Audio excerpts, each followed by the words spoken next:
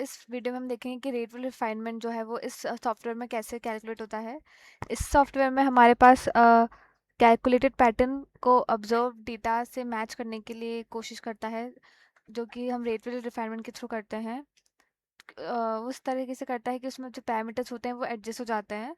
तो रिफाइनमेंट के पहले जो गोल्डन रूल है, जो कि हर एक इंसान को याद रखना चाहिए, वो ये है कि कभी भी हमें जो सारे पैरामीटर्स है वो एक साथ रिफाइन नहीं करने हैं, वरना जो रिफाइनमेंट है वो डाइवर्ज हो जाएगा, यानी कि क्रैश हो जाएगा।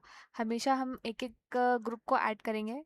जो रूल नंबर 2 है वो ये है कि हमें एक स्ट्रिक्ट ऑर्डर फॉलो करना है, यानी कि सबसे स्ट्रॉन्ग पैरामीटर है वो हम पहले रिफाइन करेंगे और सबसे सेंसिटिव पैरामीटर को हम लास्ट में डिफाइन करेंगे।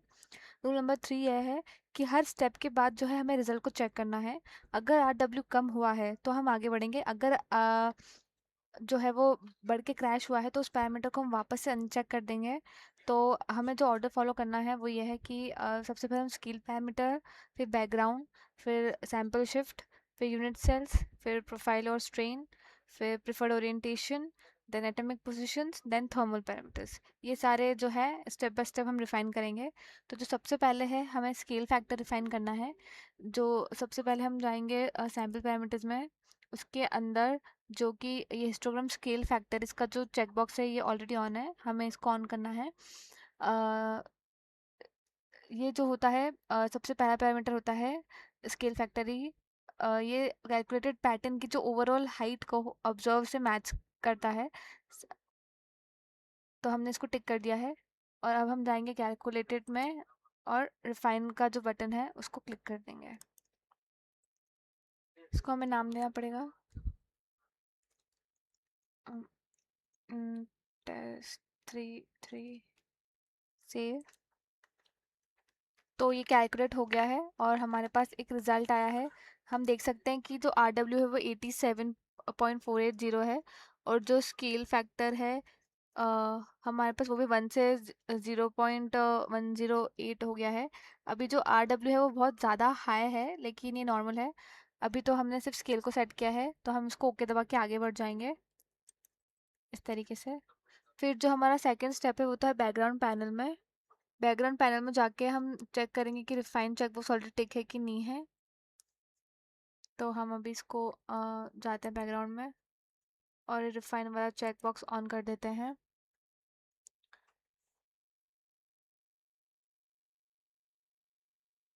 तो हमें सबसे पहले चेक करना है कि कितने कोफिशिएंट्स हैं, जैसे कि हमने आप और देख सकते हो ऑलरेडी 3 कोफिशिएंट्स हैं। तो 3 कोफिशिएंट्स पहले काफ़ी हैं। अगर बेसलाइन कर्वी है तो हम बाद में बढ़ा बढ़ा सकते हैं इसको, लेकिन अभी हम इसको ऐसे ही कैलकुलेट कर लेंगे। रिफाइन, ये रिफाइन हो चुका है। अब हम देखेंगे तो RW है वो 87 से 85% पे आ गया, थोड़ा इम्प्रूव हुआ है। और बैकग्राउंड के तीनों फॉर्म्स भी रिफाइन हुए हैं, तो हम ओके का बटन दबा देंगे। ठीक है। फिर हम वापस से सैम्पल पैरामीटर्स में जाएंगे, और यहाँ पे जो सैम्पल डिस्प्लेसमेंट वाला ऑप्शन है उसको रिफाइन करेंगे। सैम्पल डिस्प्लेसमेंट है, जिसे शिफ्ट भी कहते हैं, ये ब्रैग बेरेंटो ज्योमेट्री में बहुत इंपॉर्टेंट होता है। अगर सैम्पल थोड़ा ऊपर नीचे हो तो सारे पिक्स जो है वो शिफ्ट हो जाते हैं। सैम्पल पैरामीटर्स में सैम्पल डिस्प्लेसमेंट को हमने टिक कर दिया इस तरीके से। फिर हम एक और चीज़ जो हमें ध्यान रखनी है, हमें स्केल फैक्टर जो अनचेक करना है, क्योंकि वो स्टेबल हो चुका है। अगर हम फिर से रिफाइन चला देंगे तो फिर वो वापस से अनस्टेबल हो सकता है, तो हमें उसको ये बात ध्यान रखनी है कि हमें उसको अनटिक करके इसको टिक करें। अब हम वापस से इसको रिफाइनमेंट चलाएंगे। हाँ, तो अब हम देखेंगे कि हमारा जो रिजल्ट है वो क्या है। RW अभी भी 85 है, यहाँ पे सारे पैरामीटर्स हैं। और जो हमारा मैक्स शिफ्ट ओवर सिग्मा है वो 0 आ रहा है, यानी 1 से कम है, मतलब इसका जो पैरामीटर है वो कन्वर्ज हो गया है, स्टेबल है। ये एक अच्छा साइन हुआ है। हम ओके दबा देंगे इस तरीके से। अब हम जाएंगे यूनिट सेल पे,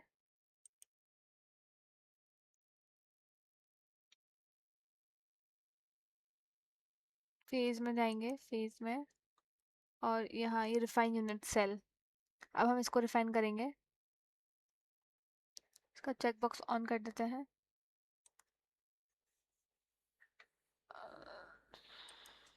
डिस्प्लेसमेंट को बंद कर देते हैं।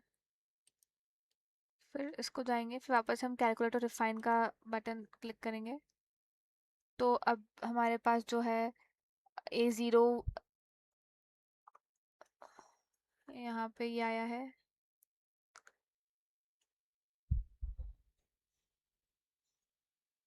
तो रिजल्ट में हम देखेंगे कि ए क्या आया है। ये इसको थोड़ा सा बढ़ाएंगे इस तरीके से। ये 0 0 0 हम देख सकते हैं,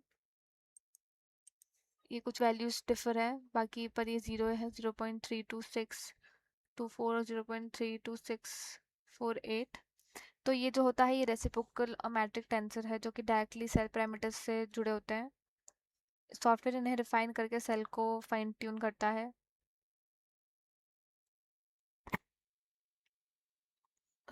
बॉक्स में हम देख सकते हैं ये A1 A2 और A0 ये आ रहे हैं। ये रेसिप्रोकल मैट्रिक ट्यून ट्यून टेंसर बोलते हैं इनको। अब वापस इसको ओके कर देंगे इस तरीके से। अब हम फेस के ही डेटा वाले टैब में जाएंगे, और अब हम पहले हम इसको अनचेक कर देते हैं। अब हम माइक्रो स्ट्रेन वाला जो है पैरामीटर उसको चेक इन करेंगे। ये जो होता है ये 5th स्टेप है। पीक शेप यानी प्रोफाइल पैरामीटर्स। पीक की जो विड्थ होती है वो दो चीज़ों से आती है, क्रिस्टल का साइज और उसके अंदर का स्ट्रेन। तो हम जो है डेटा टैब के अंदर माइक्रो वाले जो स्ट्रेन है इसको टिक करेंगे। क्रिस्टल के अंदर की स्ट्रेन से आई ब्रॉडनिंग को मॉडल करता है। तो अब हम इसका करके रिफाइनमेंट ऑन करेंगे इस तरीके से। अब हम देखेंगे कि इसको पहले हम बड़ा कर लेते हैं।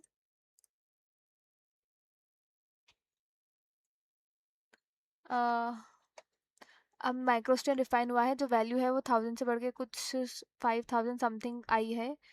साइज मॉडल जो बड़े क्रिस्टलाइन के लिए दोनों में से आपके पीस को बेटर फिट करते हैं वो हम यूज़ करेंगे। यहाँ एक और ऑप्शन होता है साइज मॉडल।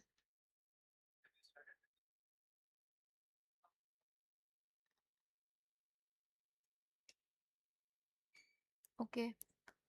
ओके, तो जैसे कि हमने देखा कि जो माइक्रो स्ट्रेन वो डिफाइन हो गया है, और आरडब्ल्यू भी थोड़ा सा जो है वो गिरा है। 85.06 समथिंग कुछ हो गया है।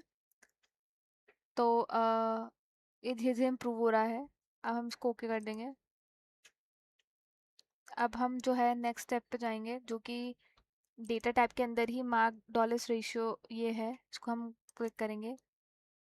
ये कभी कभी जो होता है पाउडर क्रिस्टल में रैंडमली नहीं बल्कि एक डायरेक्शन में अलाइन हो जाते हैं, जैसे कि फ्लैट प्लेट जैसे क्रिस्टल्स इसके कुछ ज़्यादा पीक्स या कम इंटेंस दिखते हैं। तो इसे करेक्ट करने के लिए हम मार्च डॉलर्स रेशियो चेकबॉक्स को टिक करते हैं और फिर रिफाइनमेंट चलाते हैं। तो इससे इसलिए हम इसको यूज़ करते हैं क्योंकि जो पीक्स होते हैं वो कभी कभी ज़्यादा कम इंटेंस दिखते हैं, इसलिए हम जो है इसे करेक्ट करने के लिए मार्च डॉलर्स रेशियो का चेकबॉक्स ऑन करते हैं और फिर इसको रिफाइन करते हैं। तो हम अब इसको ऑन कर दिया, हम इसको रिफाइन करेंगे। तो मार्च डॉलर्स रेशियो कुछ एडजस्ट हुआ है। और ओके, तो हमें एक और चीज़ इंपॉर्टेंट याद रखनी है कि ये सिर्फ तब यूज़ करो जब आपका सच में टेक्सचर दिखे। बिना ज़रूरत का ये पैरामीटर हमें ऐड नहीं करना है।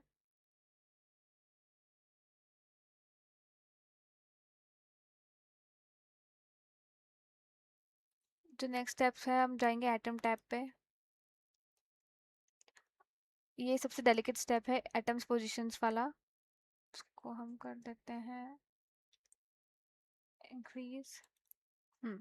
अब हमने ओवरऑल पैटर्न सेट कर लिया किया है। अब स्ट्रक्चर के अंदर जाते हैं।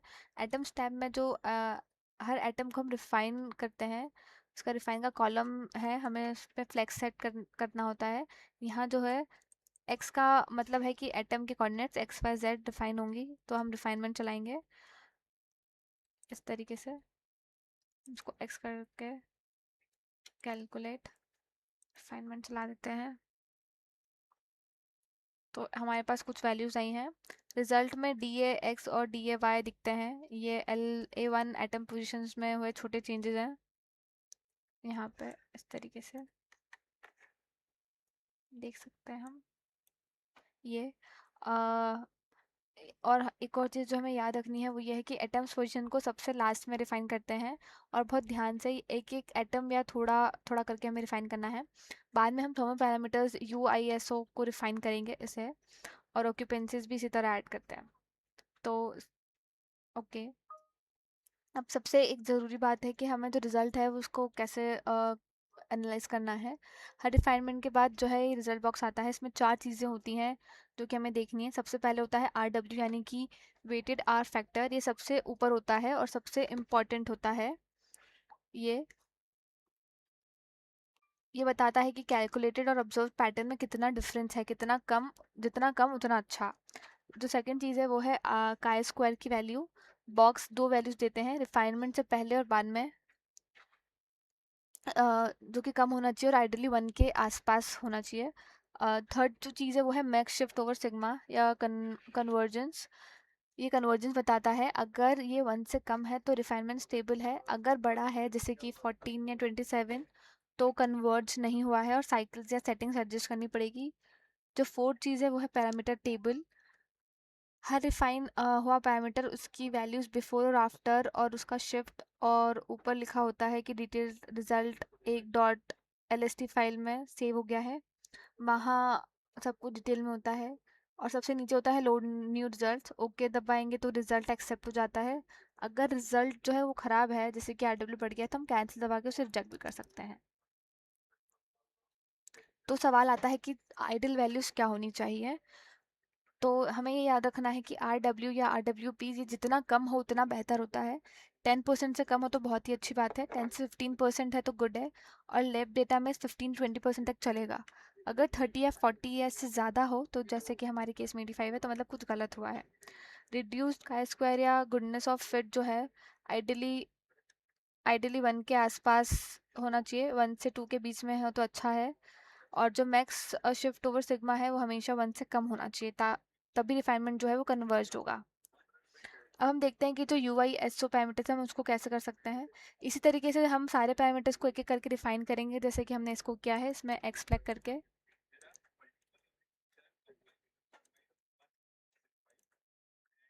इस तरीके से हम एक एक को पैरामीटर को रिफाइन कर करके देखेंगे, और सारी वैल्यूज़ को जिस तरीके से भी मैंने बताया उसको मैच करेंगे। और UISO पैरामीटर को अगर हमें करना है तो हमें इसको सिलेक्ट करना है यहाँ पे, और यहाँ पे जो U का ऑप्शन है उसको सिलेक्ट करना है। तब जो है इसको हम बंद कर, ये वाला जो पैरामीटर है वो थर्मल उसके लिए एलिजिबल हो जाएगा और रिफाइन हो जाएगा इस तरीके से। So this is how we can do our Rietveld refinement. हमें बस कुछ चीज़ें हैं जो ध्यान रखनी है, वो ये कि हमें एक एक करके सारे पैरामीटर्स को कन्वर्ज करना है या रेट रिफाइनमेंट चलाना है। अगर हमने साथ में चला दिया तो हो सकता है वो क्रैश और एरर आ जाए।